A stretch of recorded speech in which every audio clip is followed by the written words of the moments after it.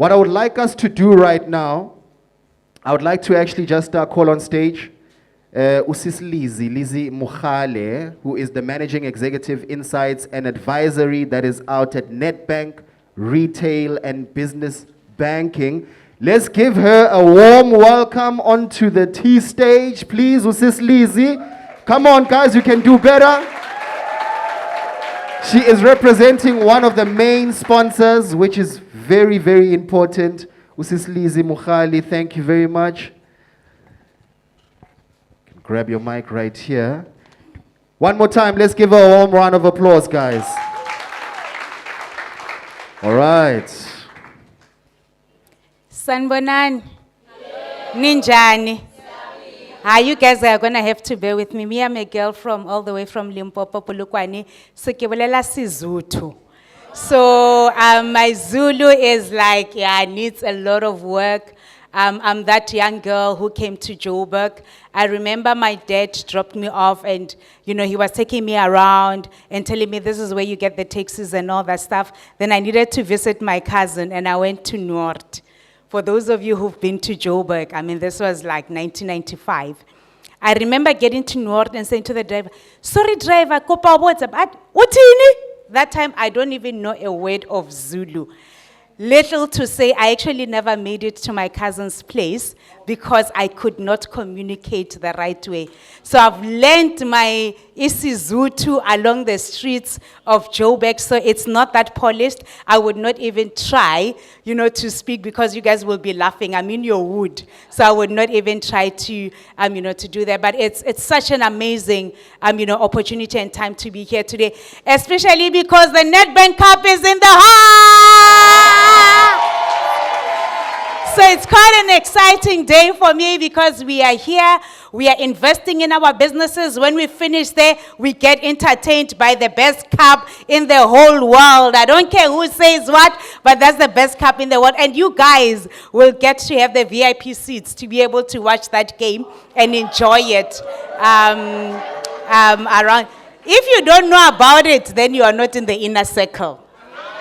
If you don't know, you are not in the inner circle. And as we network, the first question you ask someone is, where is the game being shown? That's what you should ask, then you'll get, you know, your link into it.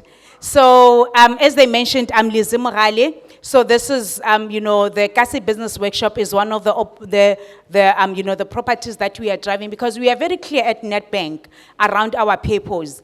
You know, our purpose is to do good for businesses, communities, clients, societies. And we are very clear that as a bank, we will never prosper up until the communities within which we operate in prospers. And that's why we are on the ground, to say up until each and every one of you in this room prosper, as a bank, we will not be able to prosper. And what are some of the important things to be able to make sure that we help you to prosper? Is to have properties like this, where we create space for exhibitors to showcase their products. I liked what you know, the MC said, to say, take a picture, share you know, the exhibitors who are in the room, tag them, and make sure that you create access to markets for them. Because without markets, you are unable to be able to grow your business. Network. One of the powerful things, the testimonies that come out of the Kasi Business Workshop. I mean, this is our 4th one for the year, but we do like 12 in a year, and we go to you know, townships across South Africa. I remember during load shedding, when we challenged ourselves to say, load shedding is impacting a lot of businesses. What is it that we need to do, you know, to make sure that we help the business? And together with T, we got together and we conducted a research. And we started finding out and understanding what can businesses do to make sure that load shedding doesn't impact them. And for me, a story that stood out, you know, grateful was around, you know, similar to how, you know, we are at Max, right? To say, normally it's a place where it will be full later in the evening after work when people come. So the guy said, guys, I need to run a generator anyway during the day. If you're a small business, you need space to work where you need power, come to my place, come to my restaurant and work in my restaurant. In return, I just ask one thing, buy something, buy water, buy a drink, buy lunch. And if you start thinking about the power of that, right, is to say, as a small business, you found a place where you can access power without paying for it. The owner of the restaurant got business during the day that he would have hardly gotten. So the two benefited. So when we talk about networking, just start thinking about it from that perspective to say, who is in the room who you can connect with? I mean, you heard, even as the guys were pitching, to say you might be sitting next to a billionaire and you do not know. And you don't want to find yourself 10 years later saying, remember me, let me try and make sure that you create those connections right now, because you never know who you're sitting to, or you never know what, the person you are connecting with, what together you guys are able to do. And that's why for me, this platform is super powerful, right? And I mean, the Bible says, do not despise small beginnings. To some of you, you might think you are just sitting here, you are attending a workshop. Kanti, you are planting a seed for a tree that's going to create generational legacy. So I want to say to you, you've made an effort to wake up this morning and be here. Make each and every second of it count. As we go to digitizing the business, I was actually thinking, Bulelani, as we were doing the judges, I'm busy calculating the numbers and my name is being called. I'm like, nah, this process must be digitized. We need to digitize this process because there's a quicker and a better way. So we are also learning as a property to say we're talking digitizing business, an activity that we've been doing, for the past 2 years. We could actually easily digitize. I mean, the judges are agreeing with me because our phones were out trying to calculate. I'm like, I'm not going to calculate numbers in my head. Those days are gone from being at varsity. So as we talk about digitizing the business, I think for me, I like simplifying things, right? What exactly is digitizing your business? It's very simple. I've given you an example. What are some of those tasks that you are doing that are taking your time, that you can actually automate to enable you to free your time to do something else? And what are those, activities or processes in your business that by digitizing, they would actually become better and easier? Rather than picking up a phone and calling each and every customer, you can send a group email. You can do a broadcast on WhatsApp. That's digitizing, right? And I mean, that's digitizing at the basic level. There's also digitizing around, automating, to start, if you're running a production plant. Some of our pitchers here are running production plants. How do you digitize some of the services so that you don't need human beings to do the work and you can rechannel them to do things that can grow the business? That is part of, what we talk about when we say digitizing. Of course, digital marketing is also very important to say, how do you create a digital footprint? How do you make sure that people who are not with you in the same physical location can still access your products and your servicing? That's basically, for me, the three things that I will wrap around, when we talk about digitizing. And there was a slide that I prepared. I don't know if it's showing because I know, is it showing? Okay, great stuff. So in this slide, I really want to talk to you about, what Singularity University considers as the 6 Ds of disrupting technologies. And, disruptive technologies is basically to say, what are those technologies that are available for you to help you grow and scale your business? That's the simplest and basic principle, of it. It's 6 of them. These guys have only given me 15 minutes. I don't know how I'm going to cover all of them in 15 minutes, but this is not, a sprint, it's a marathon. I just want to trigger some thoughts in you, and I would hope that from here you would go and you will research more about them because you would unlock some business, opportunities. And maybe before I even start by discussing the 6, there is a core fundamental value that is important when we talk digitizing, which is trust. Trust is the biggest foundation and key driver of digitizing, or talking about the 6, Ds of disruptive technology. And why is trust important? I actually want you to reflect, right? To say, if someone comes and say, I need you to stop taking cash and use a phone or a POS machine to accept the payments. As a small business, you need to trust that when people tap their cards on that phone, you would get your money immediately because you need to use it for other things. So up until you get that trust, it's going to be very difficult for you to embrace and tap into the, and hey, niyasogolisa, guys, as banks, niyayithanda cash, guys, and cash is expensive. Cash is expensive. And I know, I don't have enough time to, sorry. I don't have enough time to explain to you how cash is expensive, but I actually want you to sit, because we're talking digitization. I actually want you to sit and assess actually, when people pay you cash, what is the process that you follow to bring the cash back into your system? They give me cash, you either decide I buy stock immediately, or I need to create platforms to secure this cash so that people don't steal it from me, or I need to make sure that before I sleep, I go and I deposit it at a bank, or I need to make sure I have enough change in case people come with cash. Like there's a whole new process that is taking your time, that is valuable, that you could be driving sales.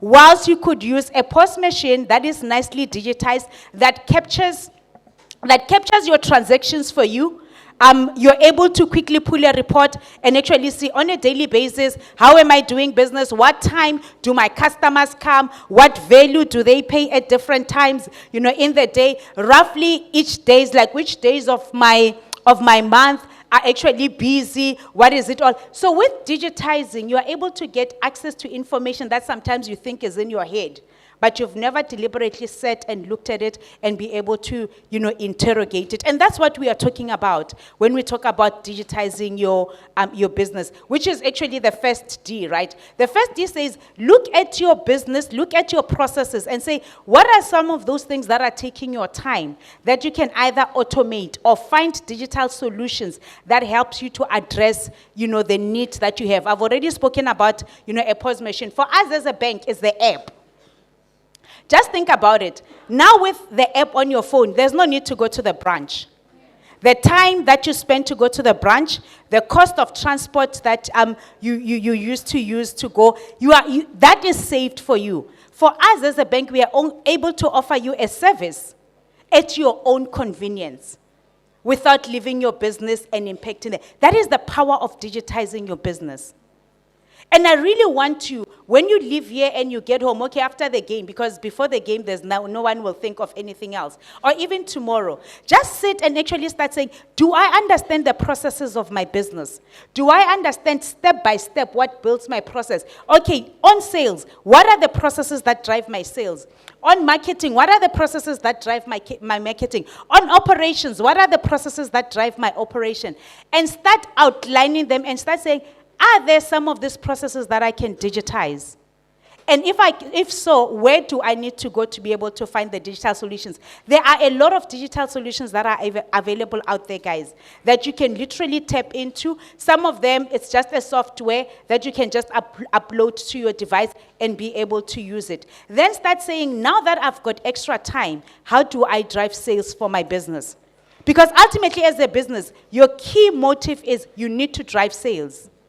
If you can't drive sales, you don't have a business. And you need to make sure that as much of your time is being used to drive sales than to run around and drive the operations, because you can automate and digitize that. So that's the first D and what it's all about. I hope you guys got the examples around what this D means. The second thing about, the D is we also need to realize that some of the digital solutions can be deceptive. What does deceptive mean? Deceptive mean, I'll give a small example. To say during COVID hit and we all needed to close shop. You couldn't go out and sell your product. You couldn't physically be in a location that enabled you to sell your business. And all of us were excited to say, e-commerce is going to grow specifically, big. To say all businesses actually are going to develop e-commerce. Can I ask you, how many of you online, people can see your products, they can buy your products, they can pay for your products, and your products can be delivered just based on your e-commerce platform online? Can I see the hands? Guys, look around. This is another way of networking to say, look at the hands and go and say, Sisi, how did you do it? Buti, how did you do it? And guys, just think about it. It's very important because I know some of you is that I can go online, I can see your product, I can choose your product. When I need to pay, I need to go out, maybe go on WhatsApp and pay you. Then for delivery, I need to make other means. And this is where we start saying, think deeply about it. To say, if there are businesses in this room who've done it, ask them, how have you done it? And what is it that you can do for your. So that's the deception part that we talk about, because we actually thought about 80% of small businesses in South Africa will be on e-commerce today, based on the need. But it's still less than 10%.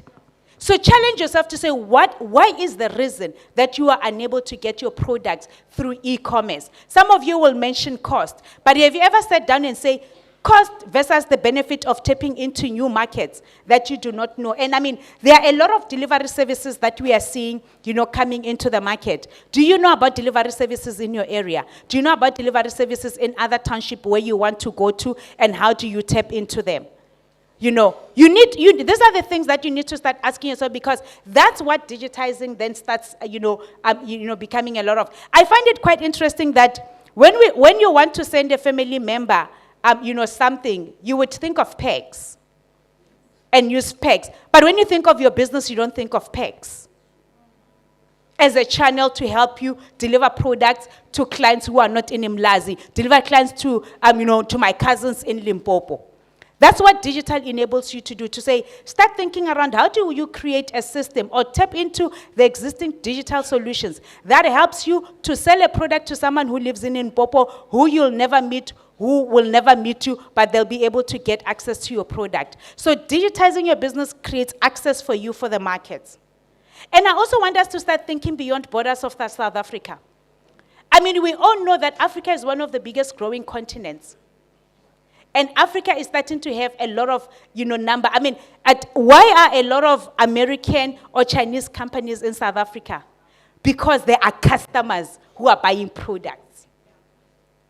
So let's not limit ourselves to the South African borders. I'm challenging you to say, if you're only in Umlazi, find ways to deliver products in the next province. If you're already delivering products in the province in South Africa, find a way to deliver products outside South Africa. Because that's what we're talking about scaling businesses, right? We are not going to sit in township. We cannot be millionaires and billionaires when our market is small. In order for our market to be big, we need to tap into other areas. That's what technology does for you. The other part of the D is dematerialization. Start thinking of dematerialization in simple terms, saying there are some of the things that are physical that we are currently using that are going to disappear. And for those who are in my age group, think of a fax machine. Think of a GPS, to say a GPS is now in my phone. So a GPS has been dematerialized. So that's what we mean by dematerialization. To say there are some of the aspects of your business that in their physical, tangible manner, they are going to disappear. And could you actually be the entrepreneur that bring dematerialized products into the market? How do you do that? And that starts by sitting and saying, what are some of the pain points in the process that I can remove a digital solution that actually then removes them? We talk a lot about the sharing economy. So the sharing economy basically said, you've got something, I need something. How do we leverage technology to be able to exchange it? And I'll use an example that we all know and are familiar with. Sometimes people say it feels a bit distant, but if you think about the principles of it, it actually will help you. Like as easy as an Uber. Uber does not own any cars, zero. But Uber is in the business of dealing with cars.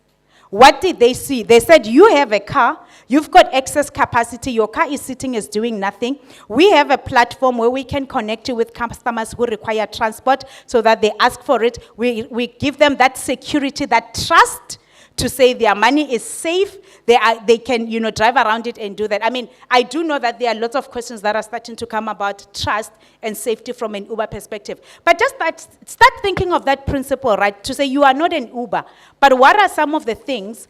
We have a lot of excess capacity. It's encouraging to start seeing some of the, some of the people in the township starting to use their houses to say, mama, you had your children are now working, they're no longer staying with you are staying in an 8-bedroom house. Then they start saying to say, I've got excess capacity. There are people who require accommodation. How do I meet that need? All of us, in one way or another, we have excess capacity. Those of us who drove here, our cars are parked out there for the next 6 hours. They could be making money. Some of us, we are sitting with our cell phones right now in this room. They could be making money, but they are not making money. So let's challenge ourselves around how do we address the excess capacity that we have with the need that someone else has. Are you guys following me? Are you guys with me? Yes. The way you are so quiet, Ungati, I'm far off. Because if you really take a step back and think about these things, it will create new business opportunities for you. And that's what we talk about when we talk about digitizing your business. So I think I have 2 minutes left. So I'll quickly talk about one of the benefits is also demonetization. If you really think about it, this workshop is demonetized. Firstly, it is for free. And because for us as a bank, we, together with T, we could offer it to people across the world.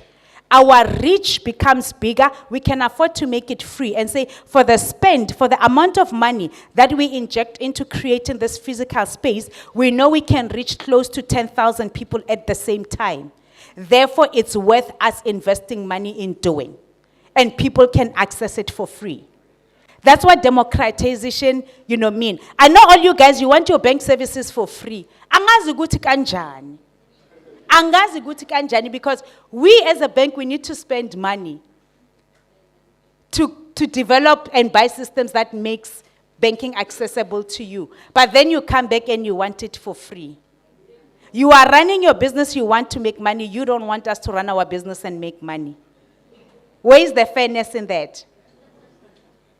So let's also start thinking about it to say, digitization helps you to democratize some aspects of your business. Some of you, maybe you want to mentor, other small 10 businesses. And you're actually saying, you know what, I can leverage a Zoom, something as simple as a Zoom capability online and say, all entrepreneurs that are in these rural areas where you don't have access, I'll give you free data.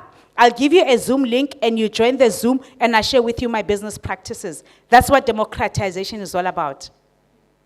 And that's how you can actually make sure that your business has purpose beyond just making money. We all have something to give. All we just need to do is think differently to say, what is it that I can give? Some of you on your businesses, you want to run foundations. Digitizing gives you that ability to run a foundation. To start saying, how do I leverage digital to be able to offer either products or services to people who are not within my vicinity who can tap into it? That's what we mean by demonetization and democratization.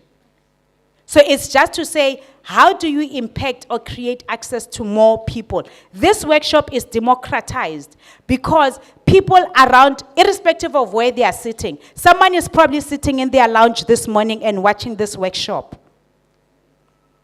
That's what democratization means. This workshop is going to be online. In 10 days' time, 30 days' time, 30 years' time, 1 billion years' time, this workshop will still be accessible for someone who was not born today, can still watch and listen to this workshop that we are sharing today. That's what democratization do. So guys, are you getting some ideas around the importance of why we're having this topic for your specific business? That yebo is not convincing, guys. Okay.